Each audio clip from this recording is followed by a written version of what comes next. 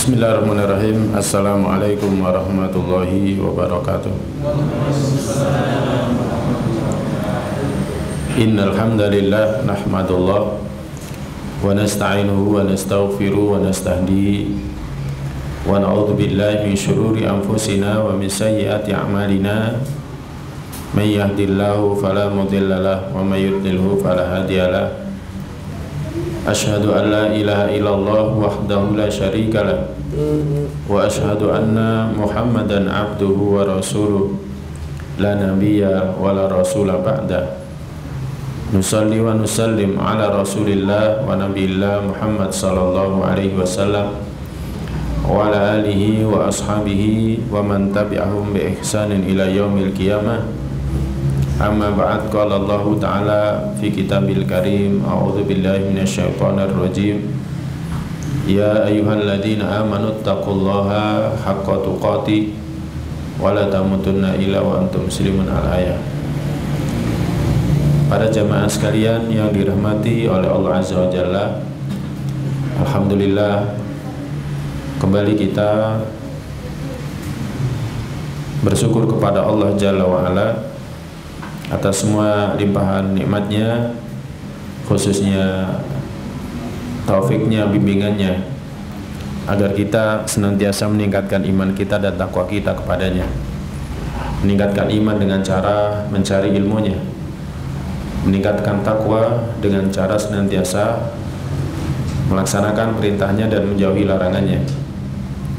Alhamdulillah kita masih diberikan taufik olehnya untuk melakukan ini semua. Nikmat yang kebaikannya akan kita rasakan dalam kehidupan dunia dan akhirat kita. Salafus salih itu merasakan nikmat bahagia ketika mereka di dekat Nabi Sallallahu Alaihi Wasallam. Karena ketika bersama dengan Nabi, mereka sering mendapatkan nasihat. Ketika bersama dengan Nabi Sallallahu Alaihi Wasallam, mereka mendengarkan kalamullah yang Allah turunkan kepada beliau sallallahu alaihi wasallam, dan itu membuat mereka bahagia. Bagaimana tidak, pencipta alam semesta beserta isinya memberikan nasihat kepada mereka, kepada kita. Maka inilah diantara bentuk kebahagiaan dunia yang dirasakan oleh salafun salih, orang-orang yang telah mendahului kita dari kalangan sahabat pun juga dari kalangan generasi yang mengikuti mereka.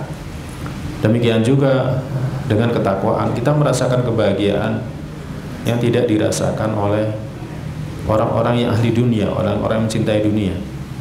Berapa banyak orang ahli dunia itu mencari kebahagiaan dengan cara touring, dengan cara menikmati dunia, tapi mereka tidak mendapatkan kebahagiaan yang sebenarnya. Tapi kita bersyukur kepada Allah mendapatkan kebahagiaan yang lebih baik dari itu semuanya. Maka ini hendaklah kita mensyukurinya. Apalagi dengan ini kita berharap pun juga mendapatkan kebahagiaan, kebaikan ketika kita mati, ketika kita dibangkitkan di hadapannya. Tak lupa salawat serta salam dalam senantiasa kita sampaikan kepada junjungan kita Nabiullah Muhammad sallallahu alaihi wasallam, teladan yang sempurna, contoh yang tiada duanya, yang adalah kita senantiasa mengikutinya. Semoga kelak kita bisa bertemu dengannya di telaganya, juga mendapatkan syafaatnya, dan berharap dikumpulkan di surga yang sama dengan beliau sallallahu alaihi wasallam. Para jamaah sekalian yang dirahmati Allah, kita akan bahas obat hati yang ketiga, yakni doa. Ad-du'a. Doa secara bahasa artinya adalah panggilan, seruan, yang artinya seorang hamba itu menyeru kepada Allah Subhanahu wa Ta'ala, memanggil kepada Sang Pencipta yang memiliki semuanya, memiliki alam semesta beserta isinya. Nah, doa ini adalah ibadah. Ketika kita meminta kepada Allah, ketika kita bermunajat kepada Allah, ketika kita mengadu kepada Allah, hakikatnya kita beribadah. Allah Subhanahu wa Ta'ala merintahkan kepada kita untuk berdoa, meminta kepadanya. Dalam surat Ghafir ayat 60, Allah berfirman, ud'uni astajib lakum. Berdoalah kalian kepadaku, mintalah kalian kepadaku, astajib lakum, aku akan jawab untuk kalian. Para jamaah sekalian yang dirahmati Allah, Rabb kita Allah Jalla wa'ala itu teramat sangat mulia, teramat sangat agung. Bagaimana tidak? Kita yang diberikan banyak hal, dan kita tidak bisa hidup kecuali dengan pemberiannya. Kita masih disuruh minta kepadanya. Jadi kita masih disuruh minta kepadanya. Kita ini hidup kita kan tergantung Allah. Ya, jantung kita pemberian Allah, paru kita pemberian Allah. Semuanya gratis. Allah SWT sama sekali tidak nuntut bayaran, dan kita tidak akan sanggup bisa membayarnya. Ya kan? Tapi walaupun demikian, Allah masih nyuruh kita minta. Allah masih nyuruh kita minta. Gak ada yang sebaik Allah, gak ada yang sebaik Allah, semulia Allah, gak ada. Allah mengatakan ud'uni, minta. Kita disuruh minta. Ya.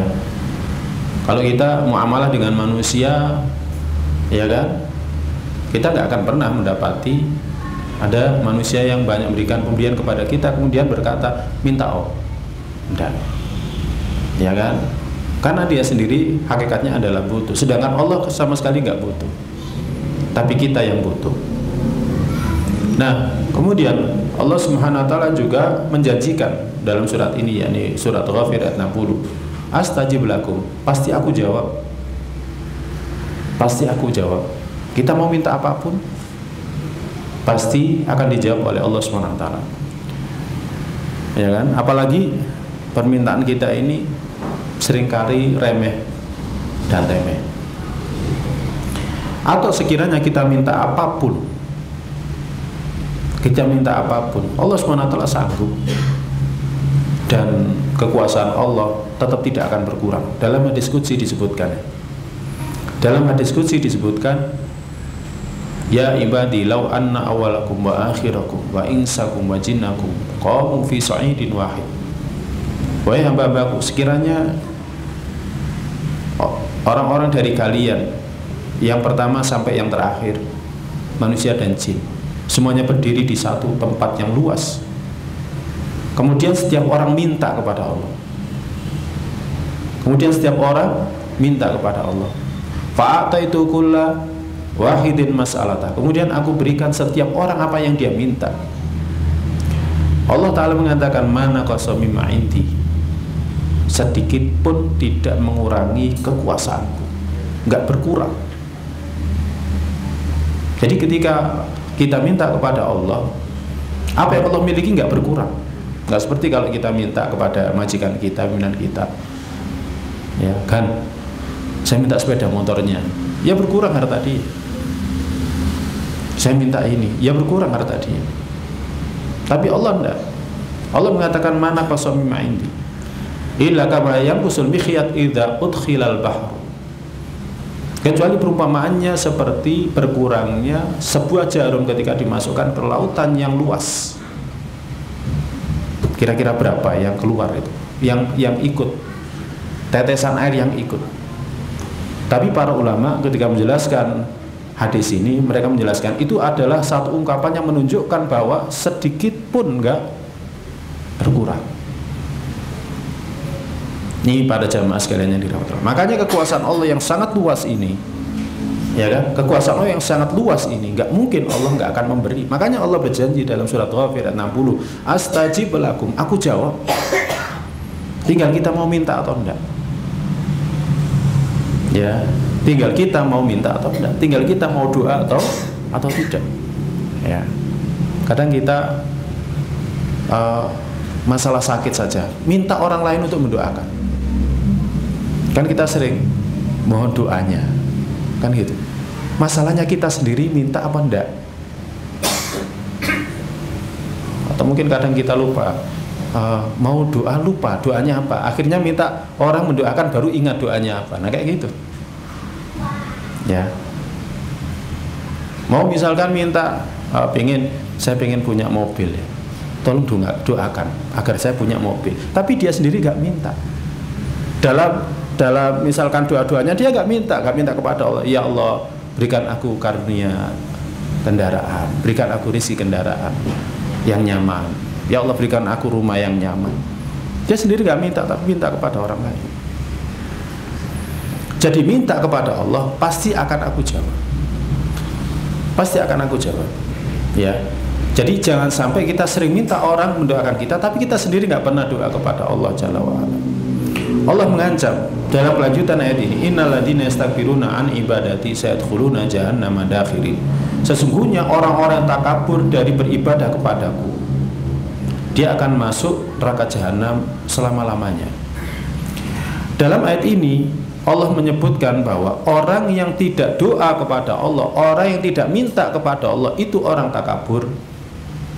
Kenapa dia dikatakan takabur? Dia sendiri itu loh untuk hidup butuh Allah, tapi kenapa dia nggak minta sama Allah? Nah itu takabur.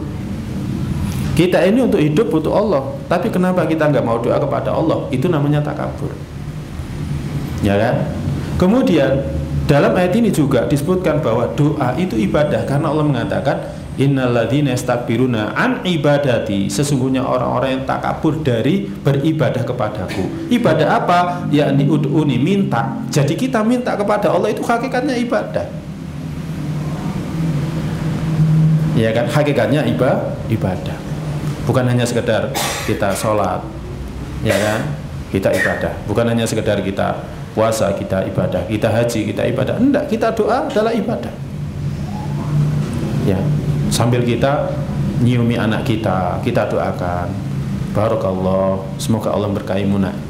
Kita doakan, ya Allah sembuhkan anak saya, ya kan?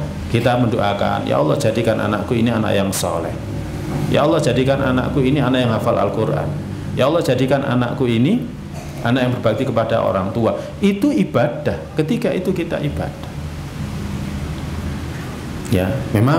Memang asalnya kalau doa kita dianjurkan sambil mengangkat tangan kita, sebagaimana nanti yang hadis akan kita bacakan. Tetapi kita mengatakan seperti itu hakikatnya juga ibadah. Maka Allah Subhanahu wa ta'ala yang agung, punya pemberian yang banyak. Allah maha memberi, ya, maha memberi, ya kan? Menjadikan permintaan dalam rangka memenuhi kebutuhan, ya. Jadi permintaan memenuhi kebutuhan, permintaannya seorang hamba agar kebutuhannya dipenuhi, itu sebagai ibadah, ya, sebagai ibadah. Jadi ketika kita minta itu adalah ibadah. Sebaliknya Allah mencela orang yang tidak berdoa kepada Allah dengan celaan yang sangat hina, di mana Allah mengatakan orang ini takabur, sombong. Orang ini takabur, orang ini sombong. Nah, makanya para jamaah sekalian yang dirahmati Allah, kalau kita renungkan betapa agungnya Allah, betapa hinanya kita tidak akan pernah berhenti dari berdoa. Jadi kalau kita merenungkan betapa agungnya Allah, betapa hinanya kita tidak akan pernah berhenti berdoa, ya kan? Senantiasa mendoakan, ya Allah jadikan suamiku suami yang soleh, ya Allah jadikan istriku istri yang solihah, ya Allah berikanlah aku pasangan yang solih dan solihah. Terus berdoa kepada Allah, minta, ya, minta. Kalau kita merenungi betapa agungnya Allah, betapa hinanya kita akan terus minta, ya. Jadi sekali lagi para jamaah, kita untuk jalan saja butuh Allah, untuk melihat butuh Allah, untuk makan butuh Allah. Maka kenapa kita tidak mau minta kepada Allah Subhanahu wa ta'ala? Makanya dalam hadis yang diriwayatkan oleh At-Tirmidzi, diriwayatkan juga oleh Imam Ahmad, diriwayatkan oleh At-Tirmidzi, diriwayatkan juga oleh Imam Ahmad, hadis hasan,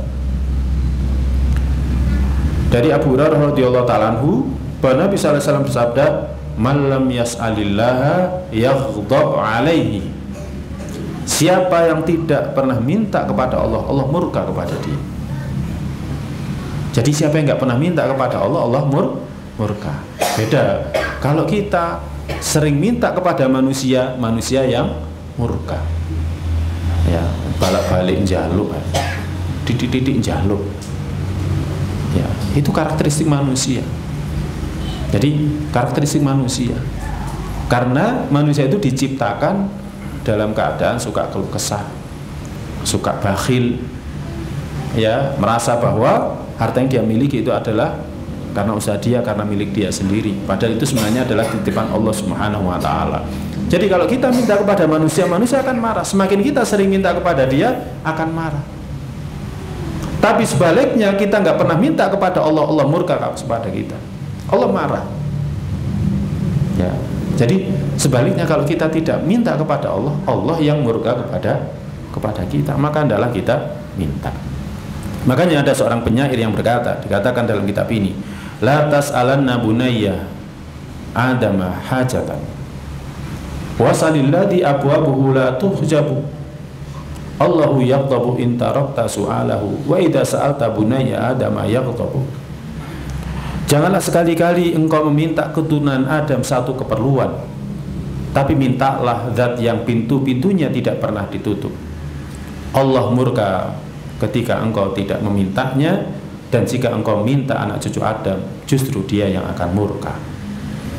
Nah, jadi para jamaah sekalian yang dirahmati Allah, pintu Allah tidak pernah tertutup, pintu Allah senantiasa terbuka, ya kan? Pintu Allah senantiasa terbuka. Maka hendaklah kita senantiasa minta kepada Allah Subhanahu wa Ta'ala. Jangan sampai kita ditipu oleh setan. Kamu jangan minta. Kenapa? Kamu jangan doa. Kenapa? Kamu itu orangnya masih banyak dosa. Akhirnya kita malu. Ya kan? Kita dibuat malu oleh setan. Iya, dosa saya masih banyak. Masa sih saya minta? Akhirnya kita tidak doa. Akhirnya kita minta, tolong doakan saya. Kenapa nggak doa sendiri? Saya malu, saya masih banyak dosa. Kalau seperti itu, maka kapan kita akan minta kepada Allah? Memang itu cara setan untuk membuat kita tidak berdoa minta kepada Allah. Maka ketika dalam kondisi seperti ini, maka perangi. Setan itu dalam diri kita harus kita perangi. Semakin mereka merangi kita, menipu kita untuk tidak doa, malah kita harus doa. Tapi bukan hanya sekedar itu, juga berdoa minta kepada Allah agar kita dijadikan orang yang baik, ya kan? Dijadikan orang yang baik. Doa yang paling penting itu adalah itu diantaranya.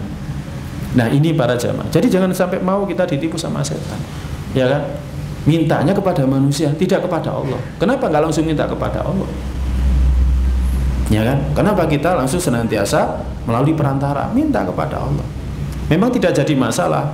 Perlu kita minta orang lain untuk mendoakan kita, apalagi orang-orang yang kita tahu, ya, mereka doanya tidak akan ditolak oleh Allah Ta'ala, seperti orang tua.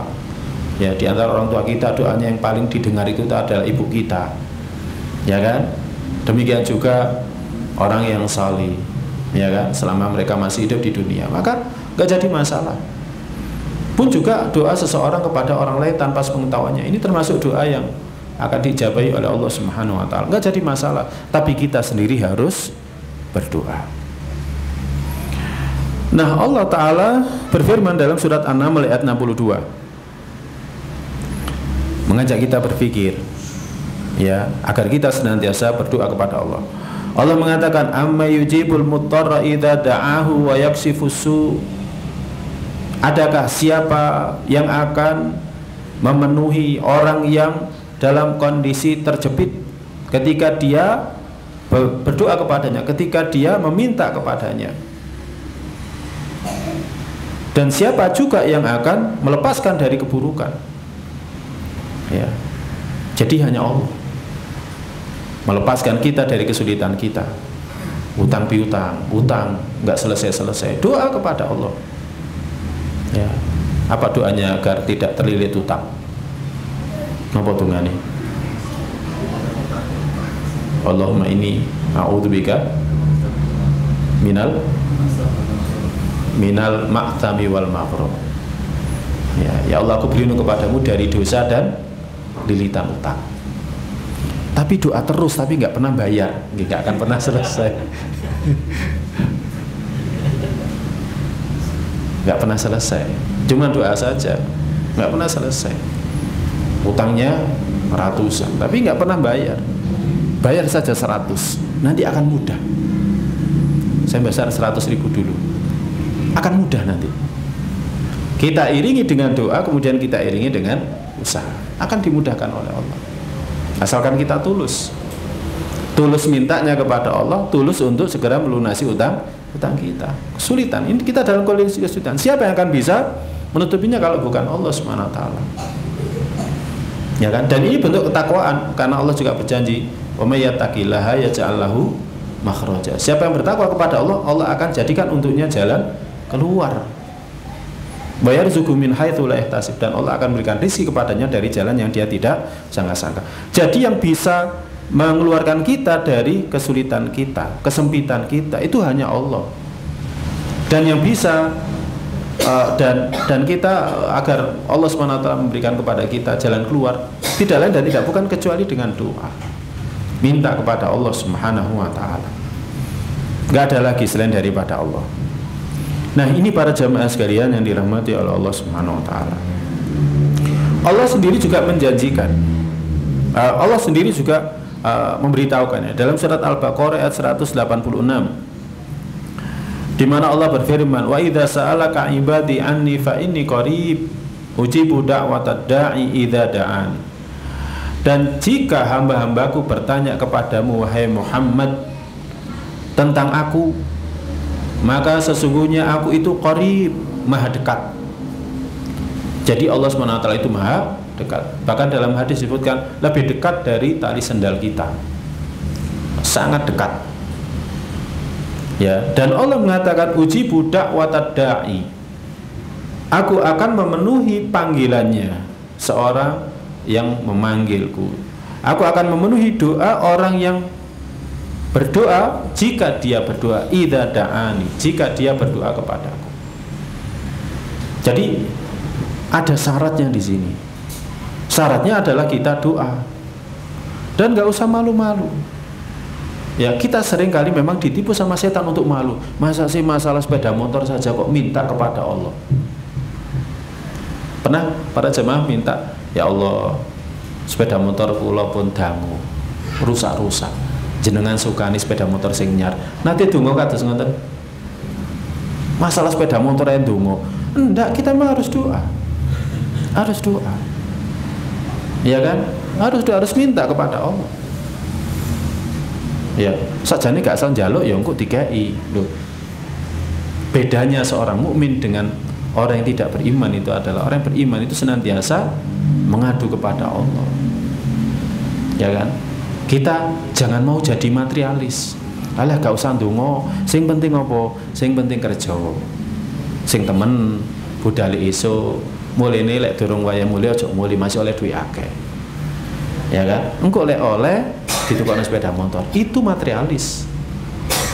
Kita jangan mau jadi orang materialis. Kita ini orang beragama. Ya kan? Dan kita sudah membuktikan. Ya kan? Pada saat kita sakit, siapa yang menyembuhkan kita? Sakit flu, biasanya saya minum obat ini sembuh, kok sekarang nggak sembuh? Iya, memang menyembuhkan itu bukan obat itu, tapi Allah. Ya, jadi seperti itu. Kadang kita biasanya minum obat ini sembuh, tapi suatu ketika nggak sembuh. Ternyata sembuhnya itu karena makan rujak dengan lomboknya yang banyak, sampai hidungnya meler, akhirnya sembuh. Ya kan? Nggak sembuh-sembuh, akhirnya dipakai kerja, kemudian pulang ternyata malah sembuh. Menunjukkan bahwa Allah yang menyembuhkan kita. Itu semuanya adalah wasilah. Jadi para jamaah, kita jangan mau menjadi orang materialis. Ya kan? Hanya mikirkan dengan logika kita. Nabi kita sallallahu alaihi wasallam memang juga menggunakan logikanya untuk melakukan sesuatu, tetapi tetap bergantung kepada Allah. Ya, nanti akan kita sebutkan di antara kisahnya. Ya, bagaimana Nabi kita sallallahu alaihi wasallam ketika peristiwa perang Badar itu juga membuat strategi bersama dengan para sahabat. Ya kan? Bersama dengan para sahabat. Ya. Tapi Nabi sallallahu alaihi wasallam sebelum itu malah doa. Para sahabat perang, Nabi sallallahu alaihi wasallam masih doa. Jadi silakan kita buat perencanaan yang baik, buat perencanaan yang bagus, tapi kita tidak boleh berhenti dari doa, minta kepada Allah, apalagi untuk urusan besar. Untuk urusan kecil saja berdoa, apalagi untuk urusan besar.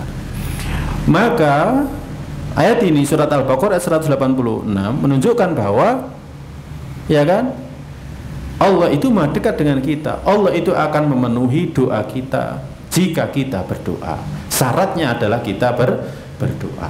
Makanya sahabat Umar bin Khattab radhiyallahu ta'ala anhu, ya, sahabat Umar bin Khattab radhiyallahu ta'ala anhu, dia pernah berkata, ana la ahmilu hamal ijabah. Aku enggak peduli, ya, perihal dijawab atau tidaknya doa. Walakin ahmilu hamad doa. Akan tetapi yang aku pentingkan itu doanya. Karena faman alhama ad-doa fa innal ijabata ma'ahu. Karena siapa yang diilhami untuk doa, siapa yang dibimbing oleh Allah untuk doa, mesti akan dipenuhi doanya. Jadi nggak usah mikir. Yang penting doanya. Kalau doa pasti nanti akan diberi. Nah, masalahnya kita mau doa atau tidak. Ya, kadang kita berdoa itu mikir, ya, doa apa saya ini? Yang hafal ya cuman Allahumma fili wali walidayya warhamhuma kama rabbayani shaghira. Kemudian apa lagi? Rabbana atina fid dunya hasanah. Sudah sapu jagat. Ya kan? Sapu jagat, cuman itu saja. Sehingga kita doa 3 menit kehabisan bahan. Padahal Nabi kita sallallahu alaihi wasallam itu ketika wukuf di Arafah itu doanya lebih dari 4 jam. Ya kan? Nggak tahu apa yang dibaca. Ya. Karena Nabi sallallahu alaihi wasallam betapa taunya, ma'rifatnya sangat tinggi. Dia mengetahui betapa agungnya Allah, betapa lemahnya kita. Kan disebutkan dalam riwayat ketika Nabi sallallahu alaihi wasallam wukuf di Arafah, mulai dari setelah pelaksanaan sholat zuhur dan asar yang dikosor takdim. Jadi kan sunnahnya para jamaah orang kalau haji ketika wukuf di Arafah itu sholatnya di jamak kosor takdim. Enten sing sampun haji mriki. Jadi sholat jamak, yang mudah-mudahan haji semuanya nanti ya. Jadi sholat jamaknya, sholat zuhur dan asar dikosor takdim. Kemudian setelah itu ngapain? Doa. Sampai kapan? Sampai terbenamnya matahari. Berarti kalau pelaksanaan sholat zuhur itu selesainya misalkan ya 12:30, paling lama lah 12:30. Ya, kemudian terbenamnya matahari itu misalkan jam 5:30. Itu berarti sudah berapa jam? 5 jam. Dan disebutkan dalam riwayat Nabi SAW itu berada di atas tunggangannya terus doa, menengadahkan tangannya ke langit. Kalau kendaraannya, tunggangannya itu bergerak, maka tangan kirinya memegang kekangnya, sedangkan tangan kanannya masih berdoa. Kita sampai bingung, ya kan? Nggak tahu mau doa apa lagi. Buka-buka buku, ya doanya itu saja gitu. Ya kan? Sampai akhirnya di Arafah yang terjadi apa? Kadang jamaah haji istirahat tidur. Padahal Nabi kita sallallahu alaihi wasallam tidak demikian. Nah ini, jadi yang paling utama itu sebenarnya kita doanya itu. Karena kalau sudah doa, insya Allah nanti akan diijabahi. Karena apa? Allah sudah berjanji, ya kan? Dalam surat Ghafir tadi. Demikian juga dalam surat Al-Baqarah. Ujibu da'watad da'a idza da'ani. Allah akan memenuhi seruan orang yang berdoa ketika dia berdoa kepadaku, ketika dia minta kepadaku. Nah ini para jamaah sekalian yang dirahmati oleh Allah SWT. Oleh karena itu sekali lagi doa itu mesti akan dikabulkan oleh Allah Ta'ala karena keumuman ayat-ayat yang tadi disebutkan ya. Jadi karena keumuman ayat yang tadi disebutkan. Salman radhiyallahu ta'ala anhu meriwayatkan sabda Nabi sallallahu alaihi wasallam sebagaimana disebutkan dalam riwayat At-Tirmidzi, juga riwayat Abu Daud, Ibnu Hibban, Al-Hakim, dan disahihkan oleh Adz-Dzahabi. Nabi bersabda, "Innallaha hayyun karimun." Sesungguhnya Allah itu Maha Pemalu dan Maha Mulia. Yastahyi idza rafa'a ar-rajulu yadayhi. Malu jika ada seseorang yang mengangkat kedua tangannya. Ayyaruddahuma safran khaibataini.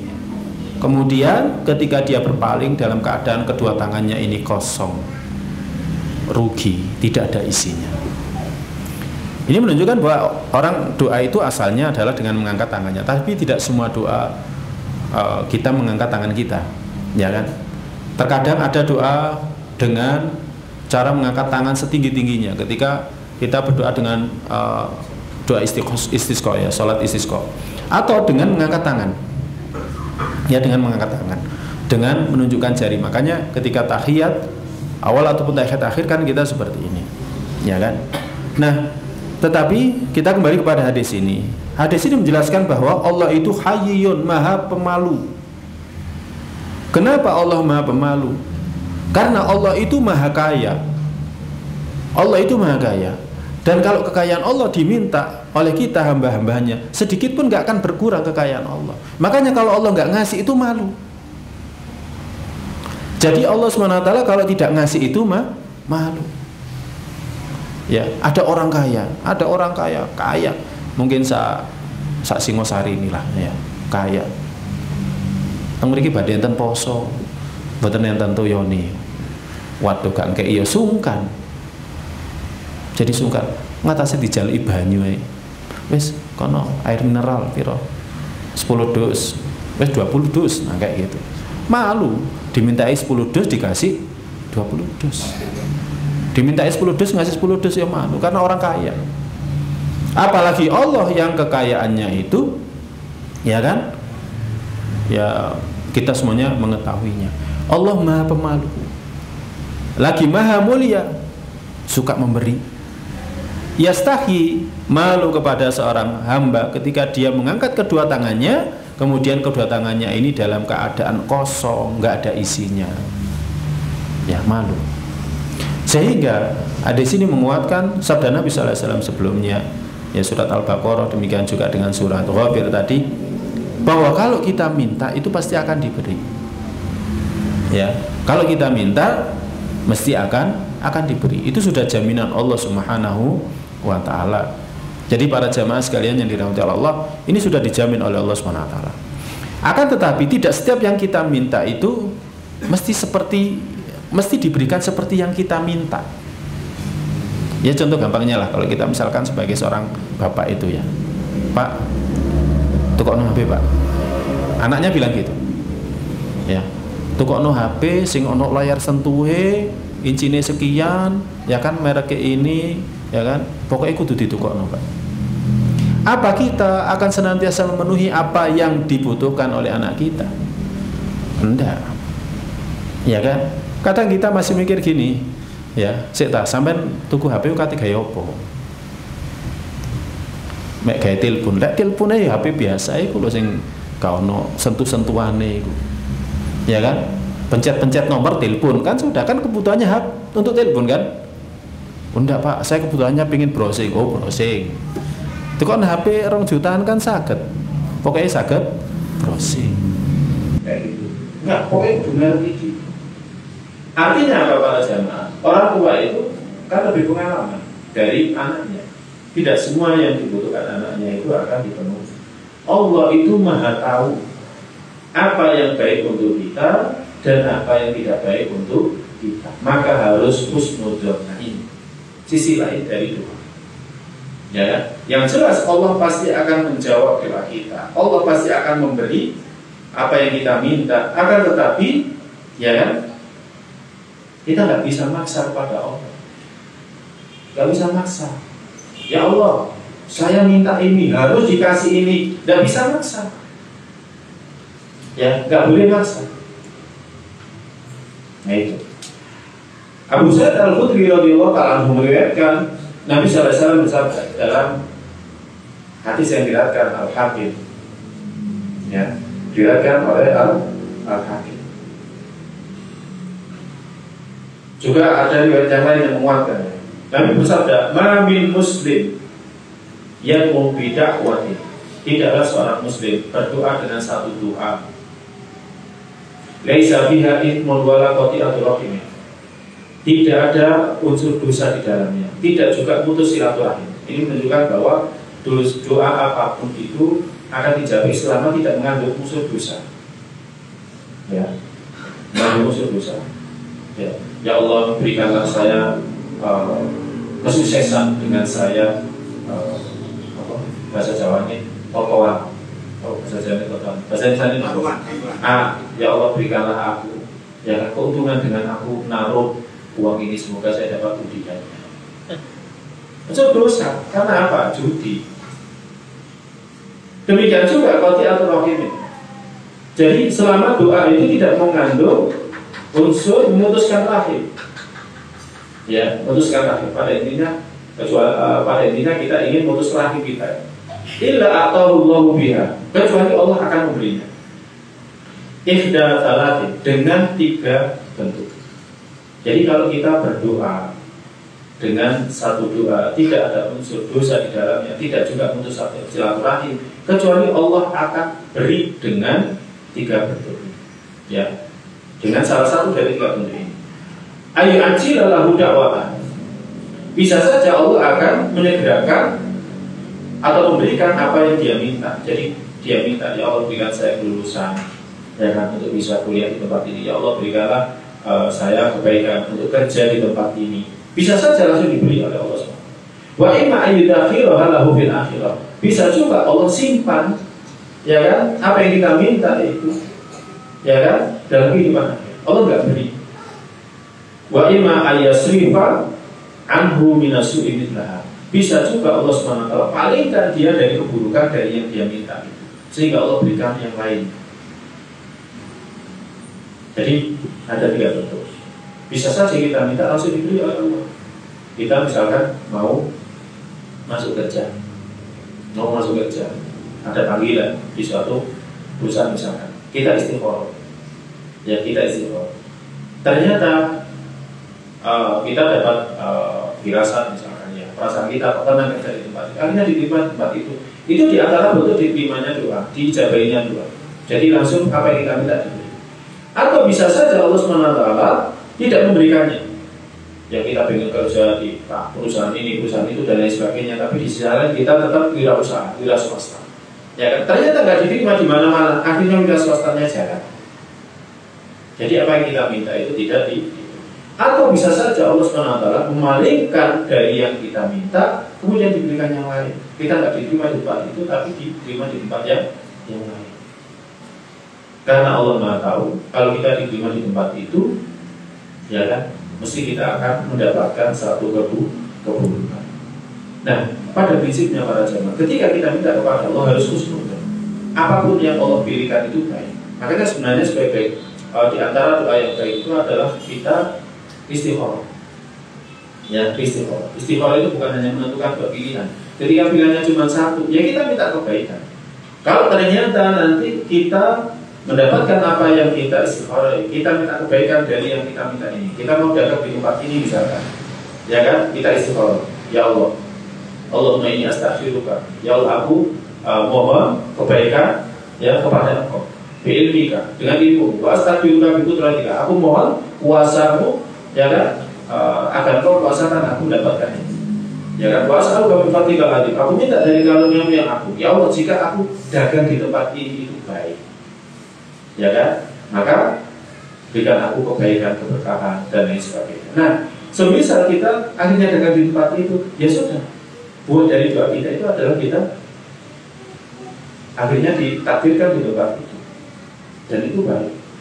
Adapun akhirnya nanti Allah SWT tidak menetapkan itu untuk kita, ya kan? Ya, tidak menetapkan itu untuk kita. Berarti Allah ingin kita jauh dari keburukan ketika kita mau bekerja di tempat itu. Ya, mesti Allah SWT akan berikan nanti yang terbaik. Kemudian kita berusaha ke tempat lain, dagang di tempat lain, atau ke perusahaan lain, atau bekerja di tempat lain. Akhirnya diterima, ya itulah, ya kan? Itulah yang Allah berikan kepada kita. Intinya adalah setiap kali kita berdoa kepada Allah Subhanahu Wa Taala, mesti Allah akan menjawabnya, akan memberinya. Tapi tidak mesti yang kita minta itu akan diberi, mesti kita akan bisa saja kita diberikan kepada yang lain. Demikian juga ketika kita berdoa dan Allah tidak memberinya, kita jangan sungguh. Kita jangan sungguh. Ya, kita harus sungguh. Bisa saja Allah itu senang ketika kita doa. Ya, kadang kita doa lama, ya kan, nggak dipenuhi, permintaan kita. Ya kan? Itu menunjukkan bahwa Allah akan menyimpannya untuk kita dalam kehidupan kita. Nah, bisa saja Allah itu karena Allah senang sama kita, akhirnya kita harus, ya kita harus. Seperti nanti kita akan sampaikan di antara kisah, kita harus. Ya. Tapi bisa saja kalau Allah nggak senang sama kita, kita minta langsung diberi. Wes tolong, dan ini kan seperti itu. Karena kita merasakan ada ketika anak minta sama orang tua dan orang tua itu nggak ada sama anak ini, wes bapak, kasih sudah, kamu pergi. Ya kan? Tapi ketika seseorang itu sayang kepada orang lain, ketika dia minta ditahan dulu, dia masih minta ditahan dulu. Dan itu diantara juga yang menunjukkan kalau Allah itu sayang sama kita, ya kan? Allah ya kadang menahan apa yang kita minta. Allah senang kita doa, Allah senang kita munajat, ya kan? Makanya akhirnya Allah tahan untuk kita. Allah alam biswab. Jadi prinsipnya kita harus husnudzon kepada Allah. Allah alam biswab. Silakan Anda misalnya dulu sebelum nanti sedikit saya lanjutkan.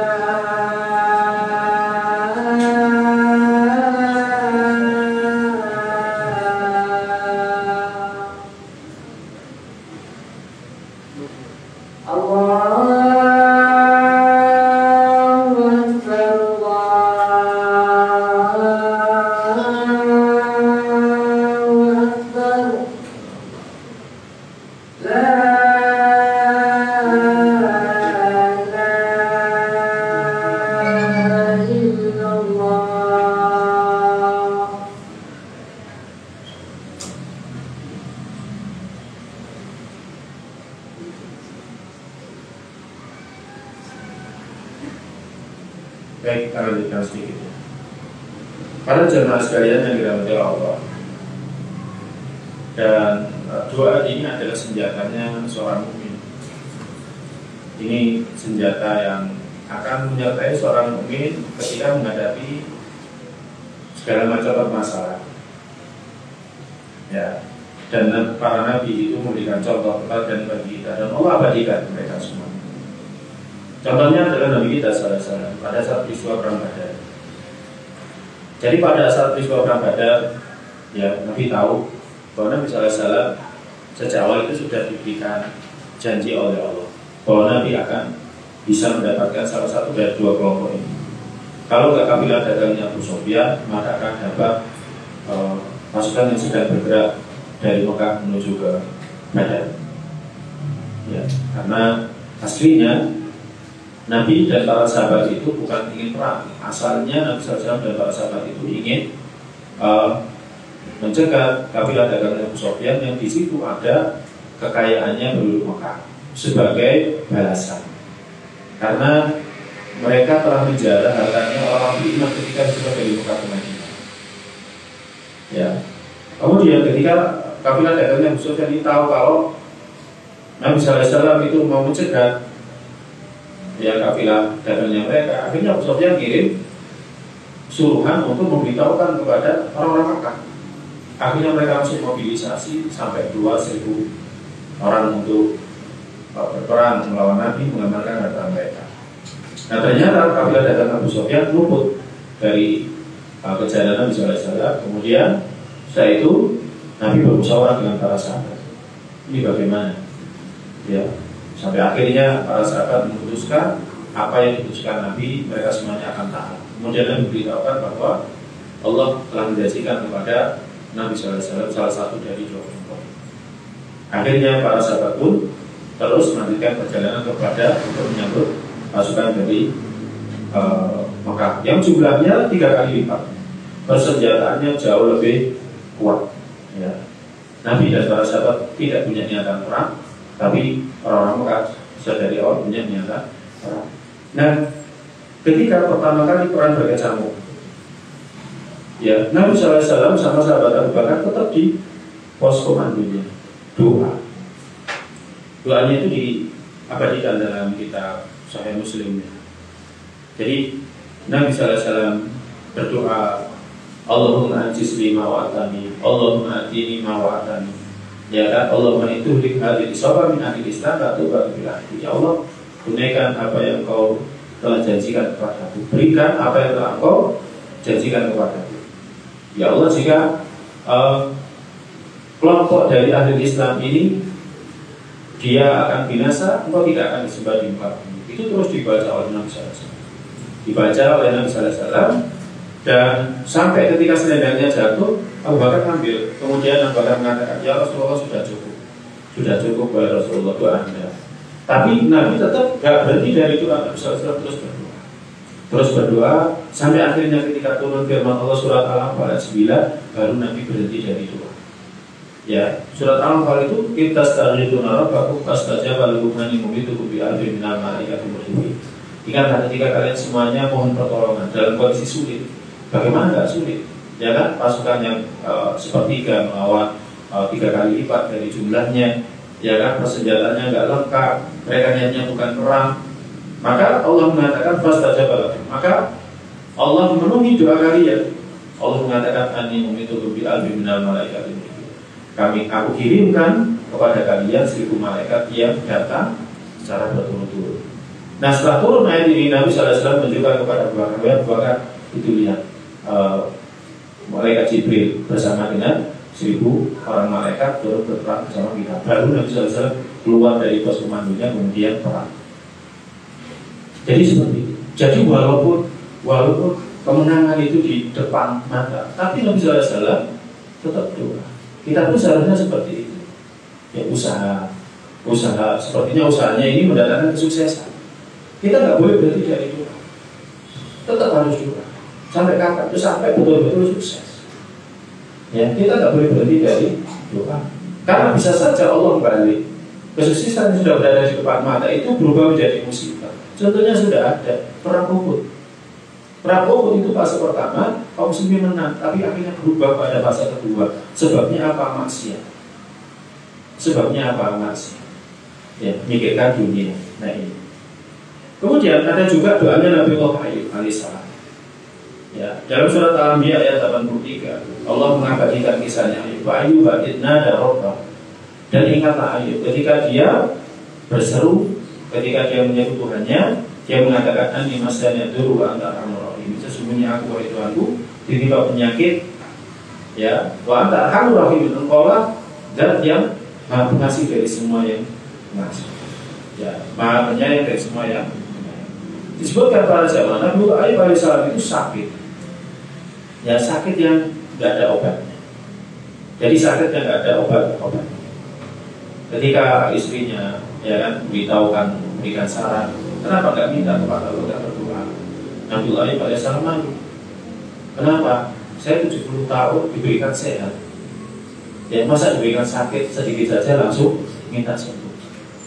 Ya, akhirnya baru setelah 7 tahun, ya kan dia sakit, baru akhirnya dia minta kepada Allah Subhanahu wa Ta'ala dengan mengulang-ulang doa ini. Ya, hanya menyampaikan kepada Allah, "Ani masanya dulu anta arhamur rahimin."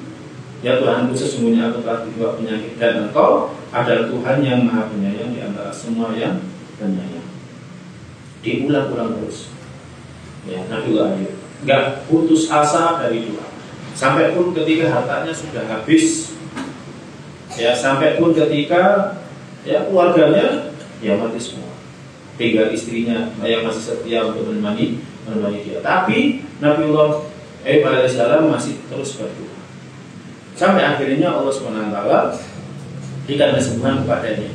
Ya kan? Dalam surat Al-Anbiya ayat 84, fastajabna lahu, maka kami perkenankan doanya. Fakashafna ma bihi min durri, lalu kami lenyapkan penyakit yang ada padanya.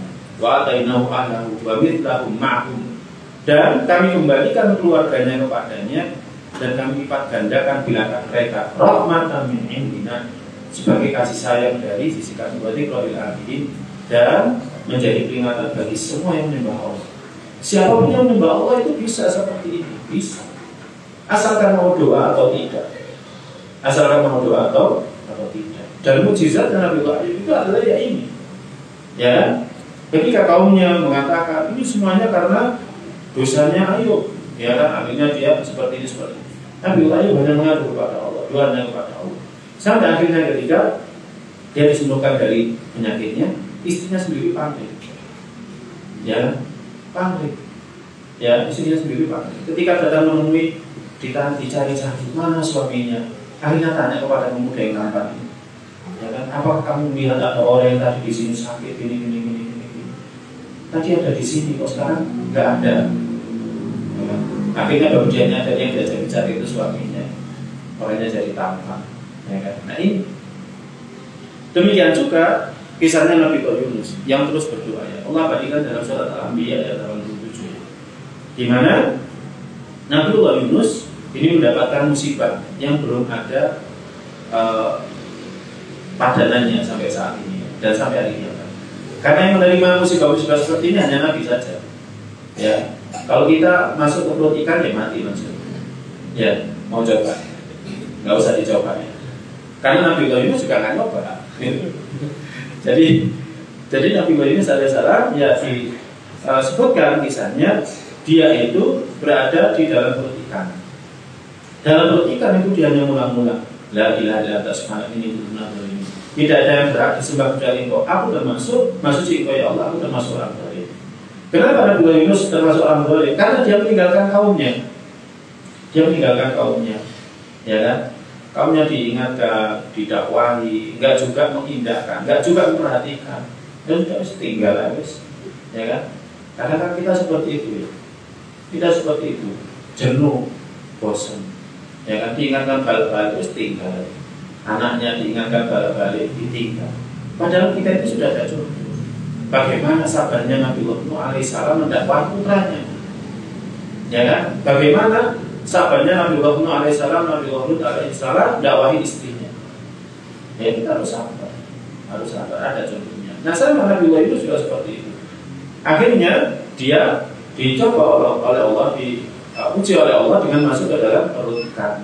Nah di perut ikan itulah dia mengucapkan ini diulang-ulang terus. Ya, la ilaha illa anta subhanaka inni kuntu minadz dzalimin. Aku termasuk orang-orang yang zalim. Ya, dia mengakui kesalahan dia.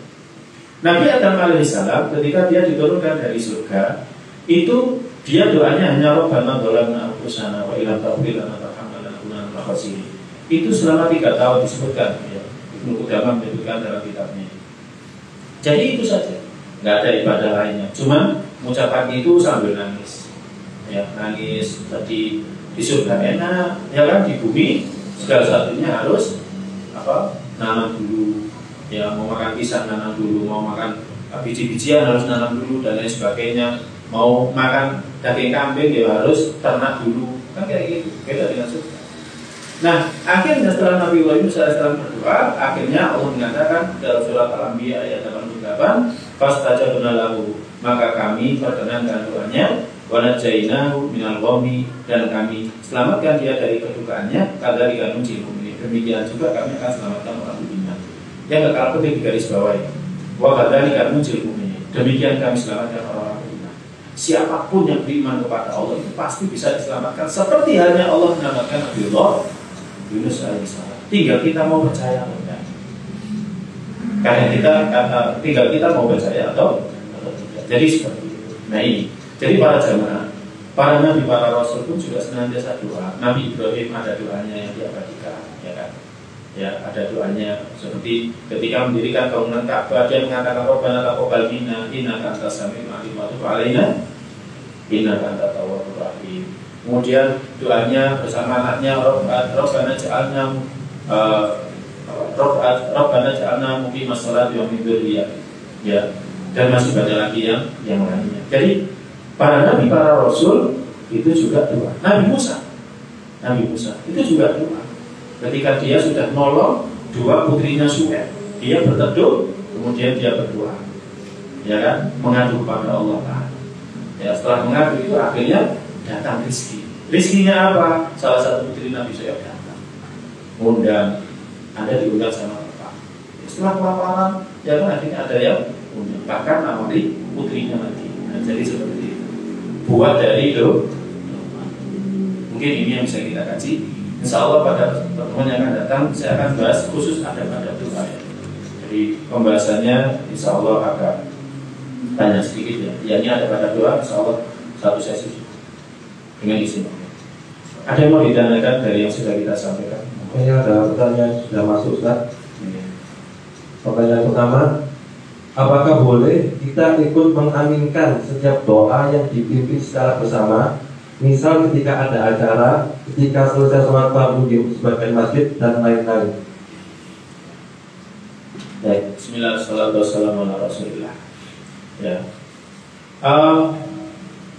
Dalam kondisi-kondisi tertentu ya, misalkan ada orang yang mendoakan kita, ya kan, boleh kita mengaminkan. Jadi boleh kita mengaminkan. Sebagaimana halnya para malaikat itu mengaminkan. Dalam hadisnya Ummu Salamah radhiyallahu ta'ala, Nabi sallallahu alaihi wasallam menyebutkan, la taqulu khairan, kalian jangan mengatakan kecuali yang baik-baik saja. Ini momen ketika suaminya Ummu Salamah itu meninggal. Fa innal malaikata yu'minuna ma taqulu kama qala. Sesungguhnya para malaikat itu mengaminkan apa yang kalian ucapkan. Ya, mengaminkan. Nah, kita pun juga boleh mengaminkan. Ya, jadi boleh mengaminkan. Tapi tidak seperti doa selepas sholat, ya kan? Karena Nabi SAW tidak pernah mencontohkan yang demikian. Ya, kalau misalkan dalam momen tertentu ya ada orang mendoakan kita diajak doa bareng-bareng, ya kita aminkan. Tapi kita juga harus tahu, harus cerdas. Jangan setiap doa diaminkan. Dia berdoa, ya kan? Ya, Rabbi habli minas sholihin, ya Allah berikanlah aku anak-anak yang soleh. Orang lain pada ngaminkan. Berarti orang lain itu ngaminkan agar dia, orang yang berdoa itu dapat orang soleh, yang lainnya enggak. Kenapa? Karena lafadznya saya, bukan kita. Ngerti? Jadi domirnya, kalau kita baca bahasa Arab, domirnya mutakalim tunggal, bukan jamak. Ya, kalau Rabbana atina fid dunya hasanah, ya kan? Jadi seperti itu, ya. Di momen misalkan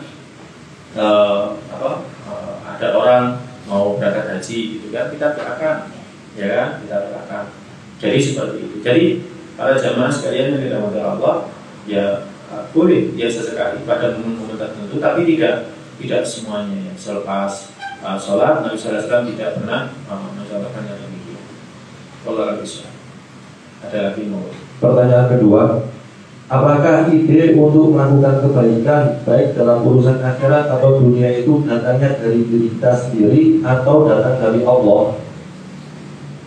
Coba diulangi ide. Ya.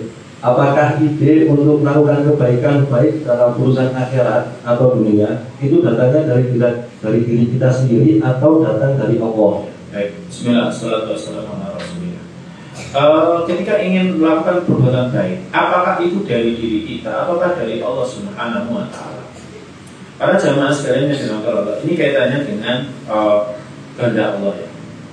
Jadi Allah mengatakan wa ma tasyauna illa ayyasha Allah rabbul alamin. Tidaklah kalian berkehendak kecuali kehendak kalian di bawah kehendaknya Allah. Ya.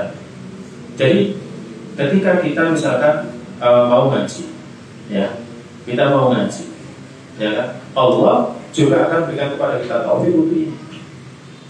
Allah akan berikan kepada kita taufik untuk ngaji, ya kan? Nah, terkadang kita masih ada perasaan malas, ngaji enggak. Ya kan, apalagi hujan. Biasanya kalau hujan itu sih ngaji sedikit, ya kan. Tapi kalau nggak ngaji emang nanti karena sudah dimasakkan capek nggak bisa. Jadi ngaji nggak bisa ngaji aja lah. Ya. Nah tapi nanti setelah itu dibimbing hatinya. Kok saya ngajinya karena makan habis Bismillah karena Allah. Nah jadi Allah sendiri mengatakan waladina tatau zadahum huda. Orang yang mengikuti jalan petunjuk ditambahi petunjuknya oleh Allah. Ya. Yang jelas, ketika kita melakukan kebaikan itu harus dari diri kita dulu, ya.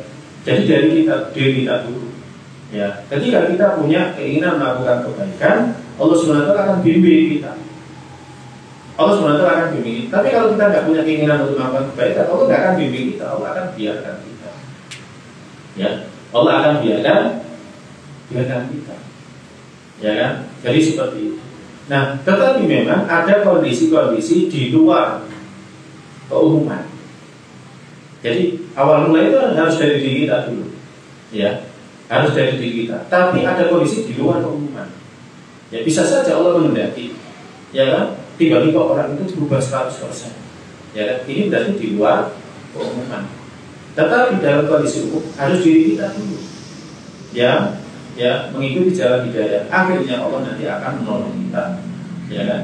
Tapi dalam kondisi di luar keumuman, kadang Allah, ya kan, tetapkan, tentukan hamba-hambanya mendapatkan hidayahnya. Tapi jangan berharap, ya kan? Misalkan, saya tak keluar dari keumuman ya, saya tak nakal aja, nanti tak dapat hidayah. Iya tak dapat hidayah kalau enggak. Ya kalau misalkan nanti di akhir hayat itu taubat, kalau di akhir hayat ternyata nggak taubat, mati, kemudian lihat siksa, nyesel, mau balik nggak bisa. Jadi seperti itu. Makanya yang harus kita lakukan itu ya dari diri kita sendiri. Nah, di antara yang juga kita lakukan itu doa. Ya, ketika baca surat Fatihah ini suratul mustaqim itu penting kita lakukan. Selesai sholat baca Allahumma inni ala dzikrika wa syukrika wa husni ibadatik itu juga penting harus kita lakukan karena nggak ada yang jamin kita. Jadi bukan dari Allah saja, tapi yang akan penting itu dari diri kita. Allah bisa. Ada lagi? Ada Ustaz. Di dalam sebuah artikel pernah disebutkan perkataan Ibnu Taimiyah, yaitu tata cara berdoa supaya kuat adalah dengan bersolawat kepada Nabi SAW di awal, di tengah, dan di akhir doa. Bagaimana penjelasannya Ustaz? Bismillahirrahmanirrahim. Insya Allah akan kita jawab pada pertanyaan kami. Itu termasuk adab, etika. Jadi kalau kita minta itu etikanya adalah dengan memuji Allah di awal, kemudian sholawat, kemudian setelah itu sholawat di akhir.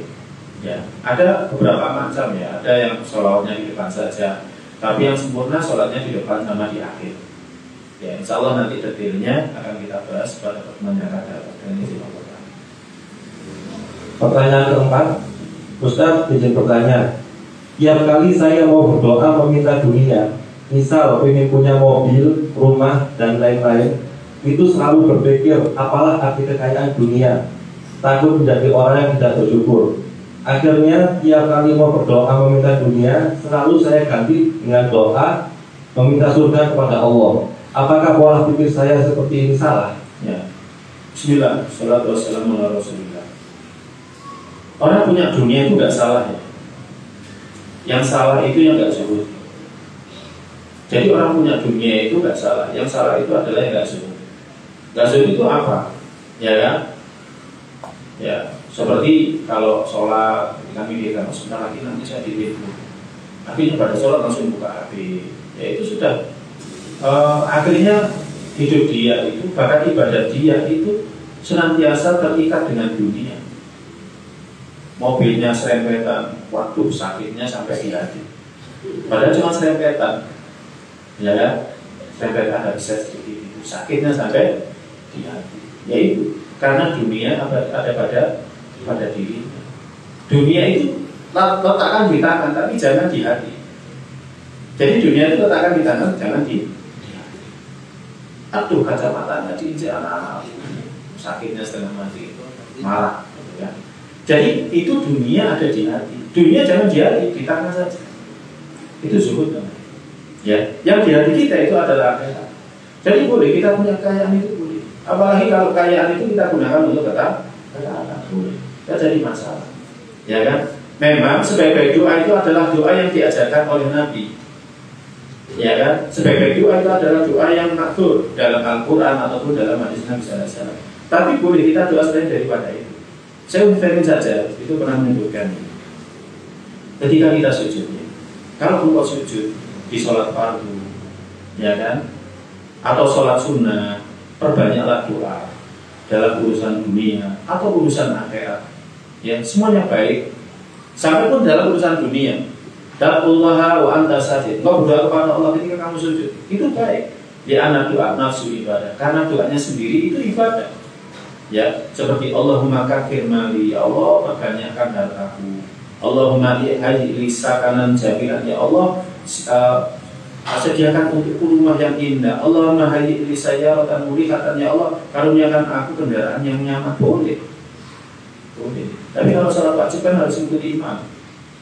Tapi kalau sholat sunnah boleh. Ya kan, sujud yang lama. Ya, insya Allah nanti akan kita bahas ya. Termasuk yang dianjurkan sujud, yang dianjurkan doa ketika sujud, karena ketika itu kondisinya kita sangat dekat dengan Allah SWT. Jadi tidak jadi masalah. Jadi kita minta dunia itu loh boleh, boleh, ya kan? Jadi boleh. Tapi sekali lagi harus zuhud. Dunia itu hanya di tangan, tapi tidak di hati. Kalau misalnya. Pertanyaan kelima. Tanya ya tanya. 6 Ustaz. Nanti ya bapak-bapak nggak dapat. Ahmad Ustaz izin bertanya, dalam berdoa apakah lebih baik minta diberikan segala yang Allah ridhoi, ataukah minta secara terperinci apa yang kita inginkan, meski apa yang kita inginkan belum tentu diridhoi oleh Allah? Ya, bismillah, salatu wassalamu ala rasulillah.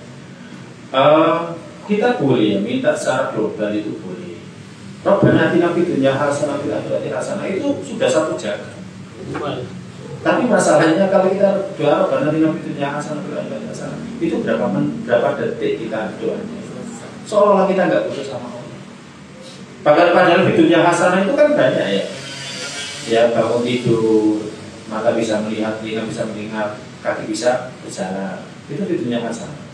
Pulang dari sholat subuh di masjid, ya kan, pulang sampai rumah ada kopi, nah itu berarti kan fid dunya hasanah. Ya, berarti istri kita tahu, ya kita suka ngopi, ya, ada roti di sampingnya, gitu kan? Ya. Kemudian fid dunya hasanah itu, ya kita suka makan pecel, tiba-tiba langsung tersedia pecel. Atau kalau nggak gitu, ditawari sama istrinya, Nabi mau makan apa? Ya, nggak kalah, istrinya nggak mau kalah sama pelayan restoran itu. Bapak mau makan apa? Ada macam-macam gitu kan? Ya, istrinya juga seperti itu, ya kan? Nah, itu fitunya hasanah. Mau berangkat kerja anaknya, ya kan? Mau berangkat sekolah anaknya, cium tangan, anaknya nggak usah disuruh. Itu fitunya hasanah. Kemudian fitunya hasanah juga sepeda motornya sekali di starter langsung nyala. Bukan di starter balik-balik nggak nyala-nyala. Nah itu fitunya hasanah. Berarti boleh kita minta terperinci. Ya Allah, sepeda motor saya lagi mogok. Ya Allah, berikan saya karunia sepeda motor yang nyaman, yang kuat, yang baru. Sebutkan mereknya juga boleh. Tidak salah. Tidak apa-apa. Tidak apa-apa. Tadi disebutkan termin. Sampai kita tidak terperinci pun boleh. Allah bisa. Pertanyaan ke-6. Ya. Setelah sholat dan doa istiqoroh, bagaimana bentuk jawaban dan tanda tanya dari Allah? Ya. Bismillah, salatu wassalamu ala rasulillah. Istighfar itu tidak identik dengan mimpi. Ya. Kalau kita dapat jawaban dari istighfar tidak identik dengan mimpi. Bisa saja dengan ketenangan hati, bisa saja dengan kelapangan, jalan yang mudah, ya kan? Jadi bisa saja dengan jalan yang mudah. Jalannya mudah kita belum ridho, tapi nanti akan dibuat ridho. Karena apa? Salah satu kandungan doa itu ya. Kemudian berikan aku kebaikan dimanapun adanya, tumbat gini, kemudian jadikan aku orang yang ridho rela, ya kan? Jadi kadang buah dari istighfar kita itu adalah kita merasa nggak pas, tapi kok jalannya gampang. Ya sudah, Bismillah, semoga di sini ada kebaikan. Nanti lama-lama kita akan dibantu itu oleh Allah Subhanahu Wa Taala.